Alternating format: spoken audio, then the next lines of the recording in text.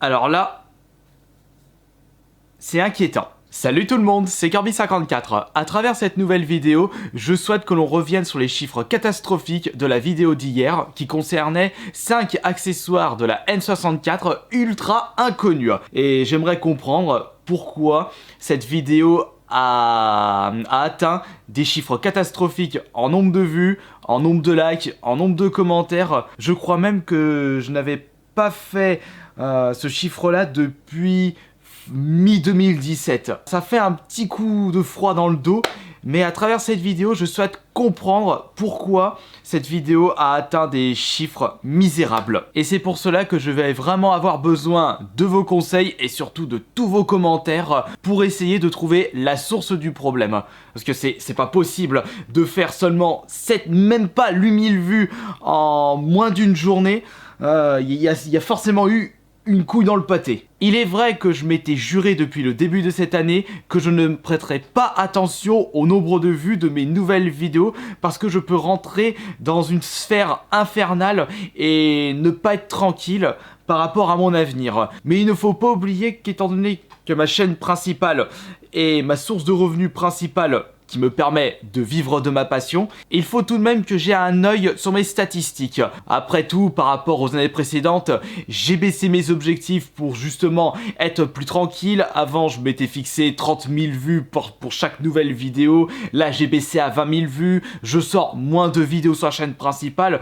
Mais lorsque je fais même pas 10 000 vues en une journée, c'est que forcément, il y a un problème. Si je peux aujourd'hui être très présent sur les réseaux sociaux, sur mes chaînes YouTube ainsi que sur ma chaîne Twitch, c'est surtout grâce à vous et grâce aux revenus générés par les publicités. Je sais qu'il y en a beaucoup qui disent que je ne pense qu'à l'argent. Mais si le jour où ma passion ne me permet plus de vivre correctement, logiquement je serai moins présent sur les réseaux et sur YouTube et de ce fait je pourrai moins vous proposer de contenu. Pour en revenir à la vidéo d'hier, comment se fait-il que je n'ai même pas atteint les 8000 vues? Est-ce que c'est un problème de notification? Possible, parce que on est de plus en plus à se plaindre des notifications qui foirent de la part des bots YouTube.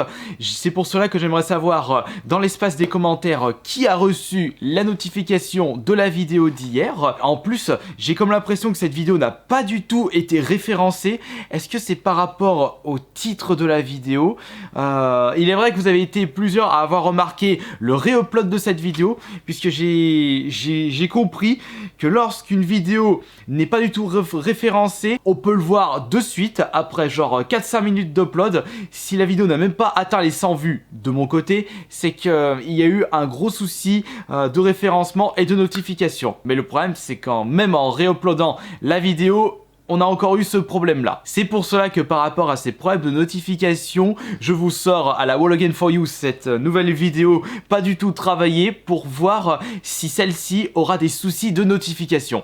Et à tous les coups, cette vidéo va faire le nombre de vues de la vidéo d'hier en 1 ou 2 heures. Ma main a coupé. Il se peut aussi que c'est carrément le thème des jeux vidéo qui ne vous intéresse plus.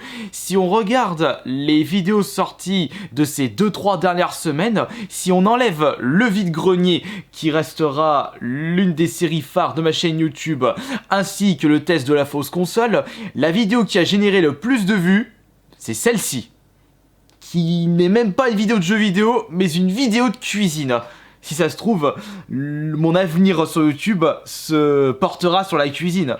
Non, franchement, des vidéos de cuisine, je fais ça uniquement pour le kiff et parce que j'aime bien ça et j'adore la cuisine, mais jamais je remplacerai ma chaîne gaming en une chaîne de cuisine, parce que déjà je suis pas un master chef et surtout je risque d'utiliser toutes mes cartouches concernant les recettes que je concocte depuis des années.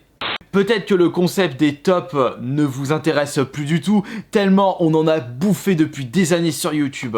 Non mais ce serait pas logique.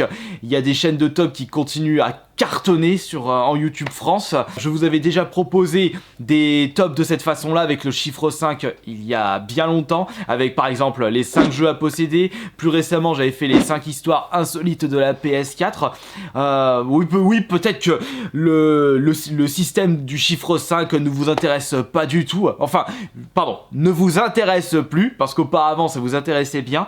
Non, je sais pas. Ou peut-être que c'est ça, faudra pas hésiter à me dire dans l'espace des commentaires. Mais pourtant, le chiffre 5 fait partie de mon pseudonyme, c'est mon chiffre préféré. Ce n'est pas la première fois que je vous propose un top avec le chiffre 5. Ouais, je sais pas. Ça se trouve, ça n'a rien à voir avec le concept de top. Il se peut également que ça soit le thème du rétro gaming qui ne vous intéresse pas du tout, mais pourtant ce serait dommage de passer à côté, sachant que j'ai passé une partie de mon enfance à jouer aux jeux vidéo de l'époque, et la N64 a été une console qui m'a marqué, pas plus que la GameCube ou la Super Nintendo, mais elle m'avait quand même bien marqué, et j'avais envie de vous faire découvrir des choses que l'on ne connaît pas forcément. Déjà que beaucoup d'entre vous, par rapport à votre âge, vous n'avez pas pu connaître la N64. Alors si je peux vous parler de cette console qui a bercé une partie de mon enfance, ça ne me fera que grand plaisir. C'est pour cela qu'il faudrait que je fasse le même top avec le même thème, mais pour la PS4 ou une console plus récente comme la Switch. Ou alors c'est peut-être carrément le thème qui ne vous intéresse pas du tout. Connaître des accessoires totalement inconnus de la N64 qui ne sont jamais sortis chez nous, vous en tapez peut-être le couscous. Oui, une canne à pêche est sortie, on s'en fout. Oh, les extensions Dr V64, oh, je m'en fous, je veux de la DD64. Oh non, la manette pour un simulateur de train, on s'en fout. Peut-être que je me trompe, hein, je l'espère, parce que je pense pas que ça soit ce problème-là, puisque j'ai remarqué que ce qui marche bien sur ma chaîne YouTube, c'est attiser votre curiosité. Vous parlez de choses que vous ne connaissez même pas, sous une forme de divertissement. C'est pour ça aussi que les vidéos vide-grenier marchent très bien, parce que justement ça attise votre curiosité. Et puis moi j'aime bien vous proposer ceci. Ah ouais, c'est... Non, je ne pense pas que ce soit ça. Ou c'est peut-être la qualité de la vidéo qui est à revoir. Pourtant, j'ai vraiment mis tout mon cœur, j'ai passé un peu plus de temps sur le montage. Oui, c'est vrai que j'ai quand même sorti quelques boulettes par rapport à mes recherches concernant les premiers simulateurs de train sortis en Europe. D'ailleurs, merci beaucoup de m'avoir fait ces précisions-là dans les commentaires. Mais j'ai mis des gameplays, j'ai pas hésité à mettre des photos, à mettre 2-3 blagues, à alimenter la qualité de cette vidéo pour qu'elle soit plus agréable à regarder, ou bien c'est peut-être même pas les problèmes que je vous ai cités. Le fait que cette vidéo n'a pas du tout marché, c'est peut-être parce que vous êtes lassé de ma chaîne YouTube. C'est une possibilité comme une autre, mais bon, écoutez. Si c'est parce que vous êtes carrément lassé de ma chaîne YouTube, bah non, pourtant hier, enfin pas hier, mais la précédente vidéo, c'était une fausse Switch et elle a fait de très jolis scores. Bon, parce que c'est une fausse console, et le vide-grenier live, le premier vide-grenier live 2020 a aussi fait des bons scores. Non, je ne pense pas que vous êtes lassé de ma chaîne YouTube. Certes, ça fait moins de vues par rapport à l'année dernière, mais ce n'est pas vraiment un problème. Mais je sais pas, je suis en train, vraiment, pour moi... La véritable source du problème, c'est un problème de notification et de référencement.